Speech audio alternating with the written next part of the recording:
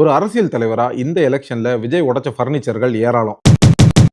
ஆனா தளபதி விஜய் தாவேகாங்கிற கட்சி ஆரம்பிச்ச அடுத்த நொடியே ஒரு பர்னிச்சர் சல்லி சல்லியா நொறுங்கி போச்சு. எஸ், நாம் தமிழர் கட்சி. அது வரைக்கும் தமிழ்நாட்டுல தேவையில்லாம இருந்த நாம் தமிழர் கட்சி அதுக்கப்புறம் தேவையே இல்லைன்ற அளவுக்கு மொத்தமா முடிச்சு விட்டுட்டாரு விஜய்.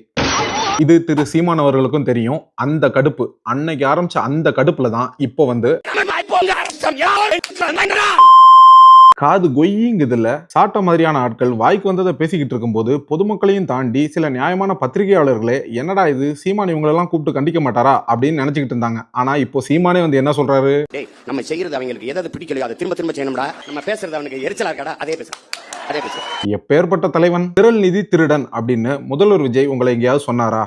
இல்லனா தாவேக்கா அமைச்சர்கள் யாராவது சொன்னாங்களா? இல்லனா தாவேக்கா எம்எல்ஏக்கள் யாராவது சொன்னாங்களா? இந்த மாதிரி அநாகரிகமா விஜய் எங்கேயுமே பேசினதே கிடையாது. சொல்ல போனா சீமான்ங்கிற பேரை விஜய் நார்மலா கூட சொன்னது கிடையாது. சீமானும் அவரோட கட்சிக்காரங்களும் பேசுறது பிடிக்காம கடுப்பாயி பொதுமக்களும் சோசியல் மீடியால இருக்கிற தாவேக்கா ஆதரவாளர்களும் அவரை திரள் நிதி திருடன் அப்படின்னு சொன்னதுக்கு இன்னைக்கு உட்கார்ந்து சீமான் ரிப்ளை கொடுத்துக்கிட்டு இருக்காரு. இதுதான் அவரோட லெவல். ஏதோ பெரிய எழுச்சி நாயன் மாதிரி படபடன்னு பேசிட்டு போயிட்டாரு சீமான். ஆனா அவர் பேச்ச கேட்டதுக்கு அப்புறம் தமிழக மக்கள் என்ன ஃபீல் பண்றாங்கன்னா, உன் வயசுல ராஜீவ் காந்தி இந்தியாவுக்கே பிரைம் மினிஸ்டர் ஆயிட்டாரு, போட ஸ்ட்ராங்கா டீ வாங்கிட்டு போ.